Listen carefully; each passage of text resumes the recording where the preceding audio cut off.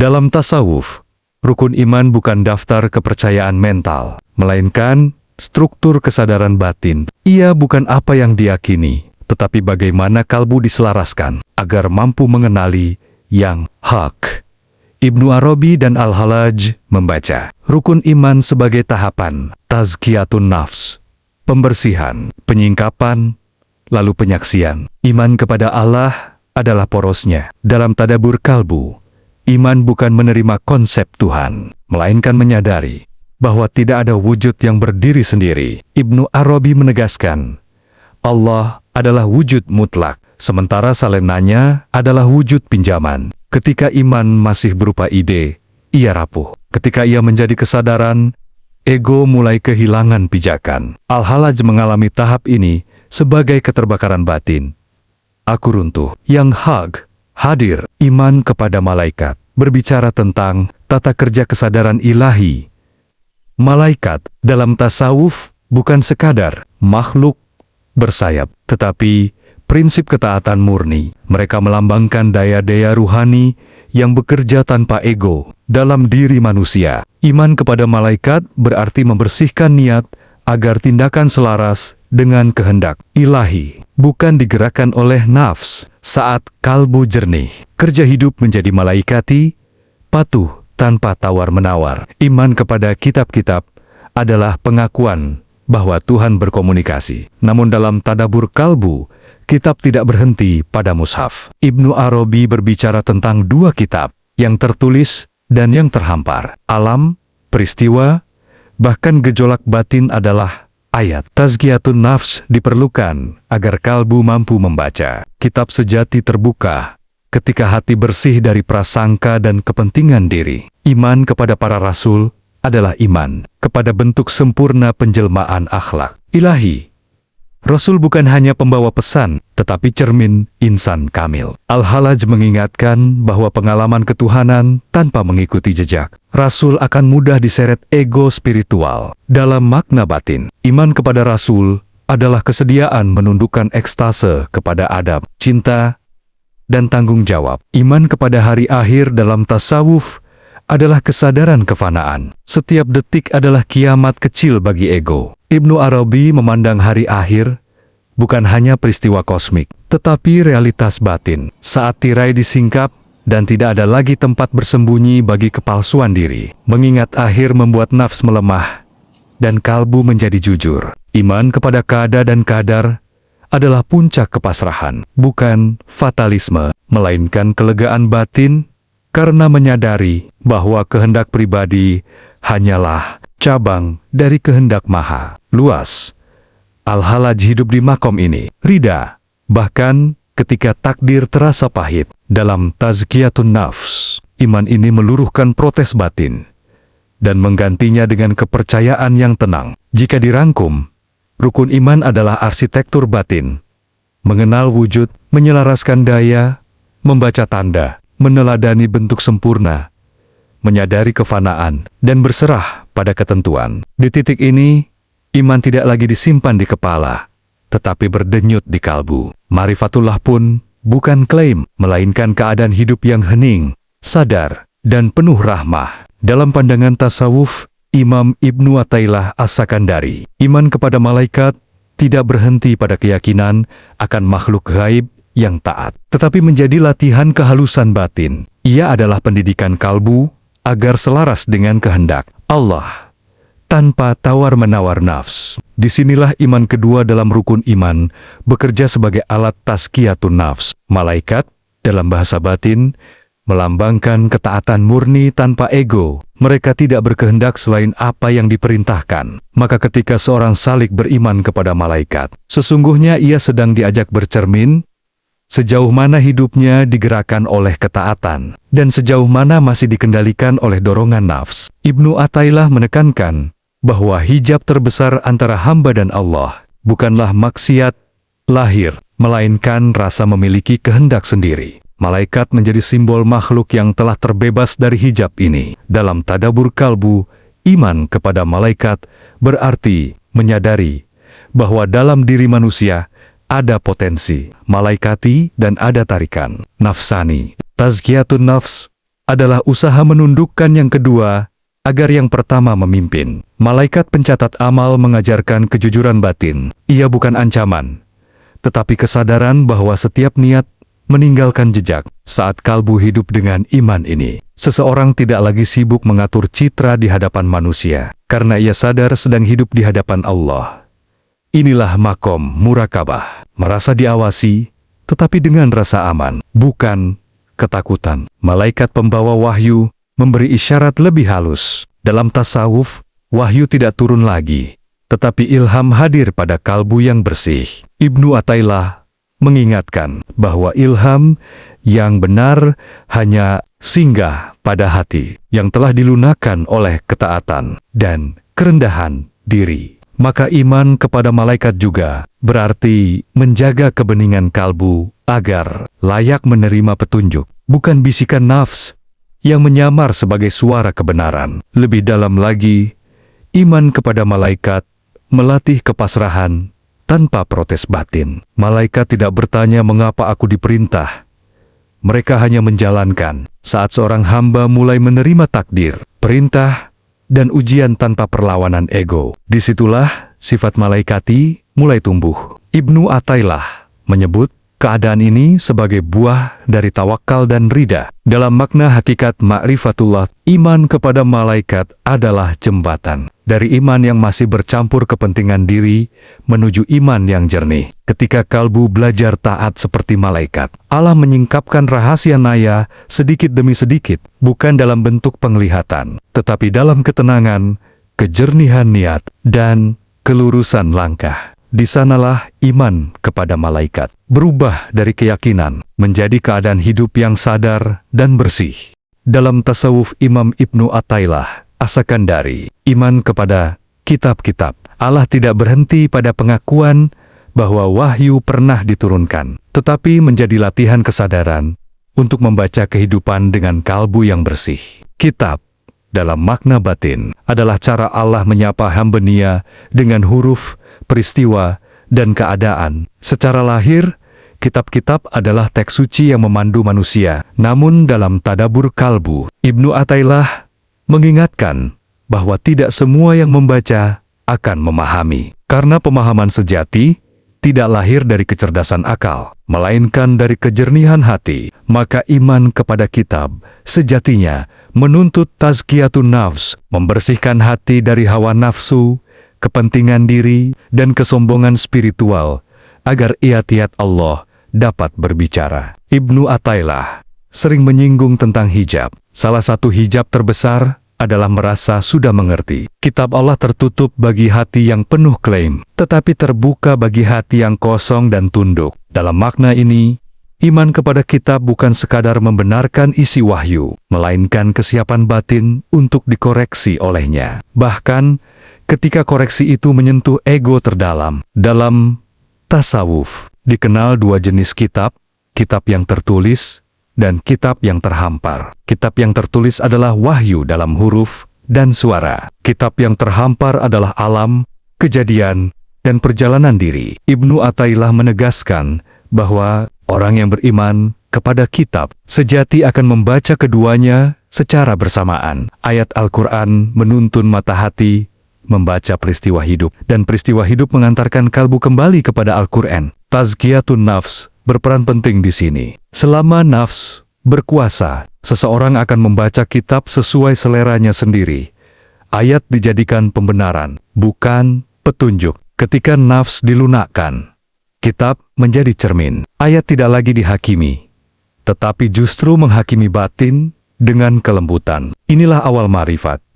Saat firman Allah tidak lagi terasa jauh, tetapi hadir menata rasa, niat, dan langkah. Imam Ibnu Athaillah juga menekankan bahwa petunjuk bukanlah banyaknya bacaan, melainkan cahaya yang Allah letakkan di hati. Cahaya itu tidak datang karena kepandaian, tetapi karena kerendahan diri. Maka iman kepada kitab-kitab Allah berarti percaya bahwa petunjuk itu hidup, terus bekerja, dan hanya singgah di kalbu yang jujur. Dalam makna hakikat ma'rifatullah, iman kepada kitab adalah kesediaan untuk terus dibaca oleh Allah hamba membaca wahyu, sementara Allah membaca hati hamba. Ketika hati bersih, kitab menjadi jalan. Ketika hati kotor, kitab menjadi hijab. Di sanalah iman kepada kitab berubah dari keyakinan intelektual menjadi pengalaman batin. Hidup dipandu oleh firman, bukan oleh keinginan diri.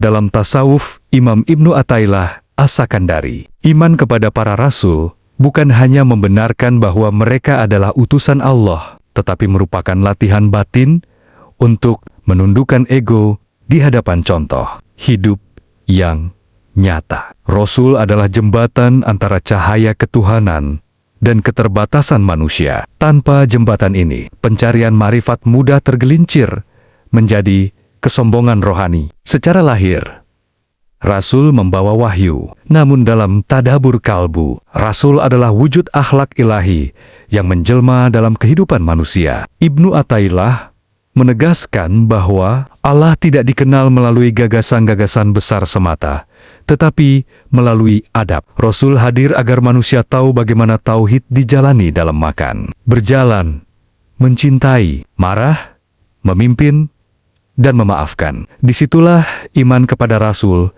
menjadi sangat praktis dan membumi. Dalam proses tazkiyatun nafs, iman kepada Rasul berfungsi sebagai penjaga arah. Nafsu spiritual sering ingin melompat langsung merasakan Tuhan tanpa melewati disiplin akhlak. Ibnu Athaillah memperingatkan bahwa karamah tanpa adab adalah istidraj, jebakan yang menguatkan ego. Mengimani Rasul berarti rela membiarkan pengalaman batin ditimbang dengan teladan mereka, bukan dengan rasa diri sendiri. Para Rasul juga mengajarkan kerendahan posisi hamba. Mereka adalah manusia pilihan, tetapi tidak pernah mengklaim keilahian. Dalam tadabur kalbu, ini pelajaran halus.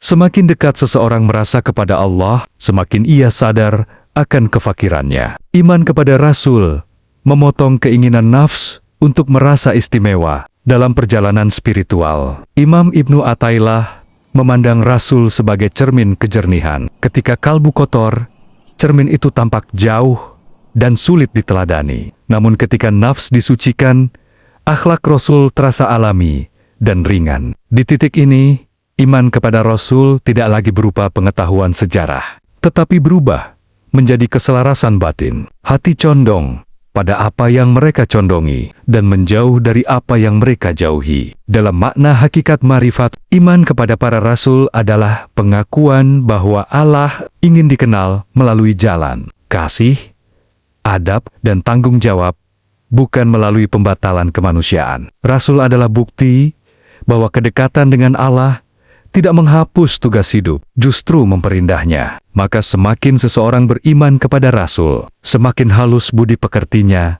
semakin ringan egonya, dan semakin jernih pengenalannya kepada Allah. Di sanalah iman kepada para Rasul menjadi fondasi ma'rifat yang selamat, pengalaman batin yang tertuntun, cinta yang beradab, dan kesadaran yang tidak terjebak oleh bayang-bayang diri. Dalam tasawuf Imam Ibnu Athaillah As-Sakandari, iman kepada hari akhir bukan sekadar keyakinan akan kiamat dan kehidupan setelah mati, tetapi kesadaran batin tentang kefanaan diri dan kepastian perjumpaan. Ia adalah latihan kalbu agar tidak tertipu oleh dunia yang tampak menetap, padahal hakikatnya sedang berlalu. Secara lahir, hari akhir dipahami sebagai peristiwa besar di ujung waktu. Namun dalam tadabur kalbu, Ibnu Athaillah mengajak melihat bahwa akhir itu bekerja setiap saat. Setiap detik yang berlalu adalah kematian kecil bagi keadaan yang lama. Nafsu yang ingin kekal dipatahkan oleh kesadaran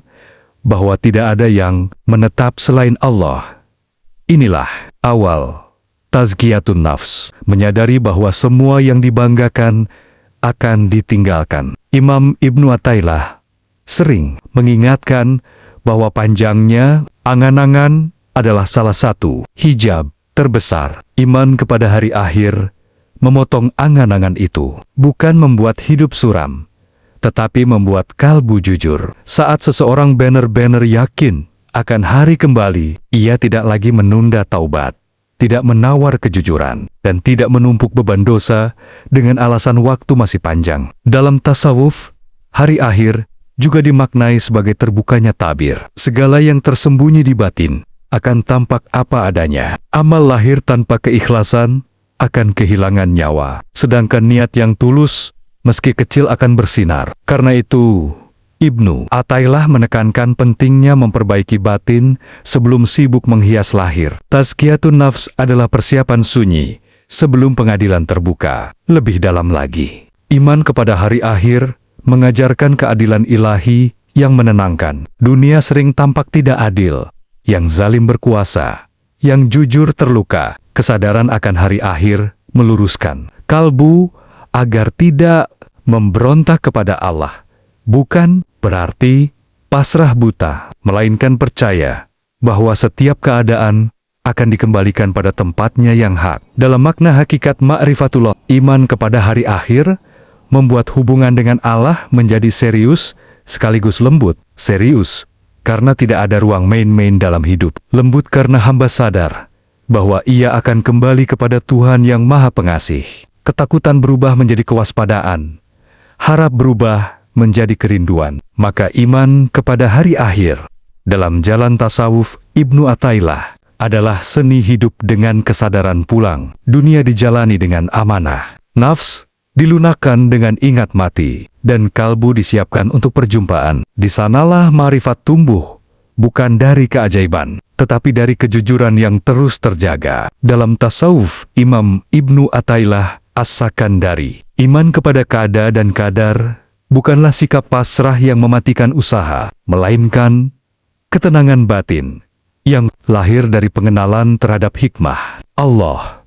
Ia adalah puncak tazkiyatun nafs, karena disinilah ego paling halus bersembunyi. Keinginan agar hidup berjalan sesuai kehendak diri. Secara lahir, qada dan qadar dipahami sebagai ketentuan Allah atas segala sesuatu. Namun dalam tadabur kalbu, Ibnu Athaillah mengajak melihat bahwa yang paling berat bukan menerima takdir besar, melainkan merelakan detail-detail kecil yang tidak sesuai harapan. Nafsu tidak selalu memberontak secara keras. Sering ia berbisik dengan keluhan halus dan rasa tidak rida. Ibnu Athaillah terkenal dengan hikmahnya bahwa keinginanmu agar sesuatu terjadi di luar waktu yang ditetapkan Allah adalah bukti kebutaan batin. Kalimat ini bukan untuk melemahkan ikhtiar, tetapi untuk membersihkan kalbu dari tuntutan tersembunyi kepada Tuhan.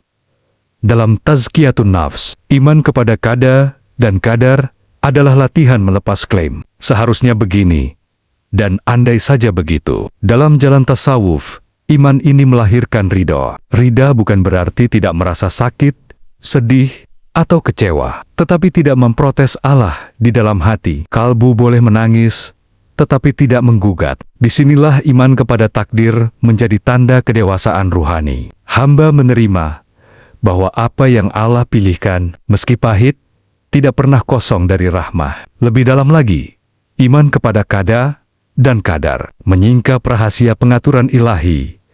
Ibnu Athaillah mengingatkan bahwa Allah sering memberi dengan cara menahan, dan menahan dengan cara memberi. Nafsu hanya melihat permukaan. Kalbu yang bersih mulai merasakan makna di balik peristiwa. Kegagalan mengajar tawadu, kehilangan melatih keikhlasan, dan penantian mematangkan iman. Dalam makna hakikat ma'rif, iman kepada qada dan qadar adalah saat kehendak hamba berhenti beradu dengan kehendak Allah. Ikhtiar tetap berjalan, doa tetap dipanjatkan, tetapi hasil diserahkan tanpa syarat. Pada titik ini, hidup menjadi ringan, karena kalbu tidak lagi menanggung beban ingin mengendalikan segalanya. Maka iman kepada qada dan qadar, menurut Imam Ibnu Athaillah, adalah pintu ketentraman sejati. Ketika nafs telah disucikan dari protes dan tuntutan, hamba mulai mengenal Allah, bukan hanya sebagai yang maha kuasa, tetapi sebagai pengatur yang maha bijaksana. Di sanalah ma'rifat tumbuh, bukan dari banyaknya pengetahuan, melainkan dari kedalaman penerimaan.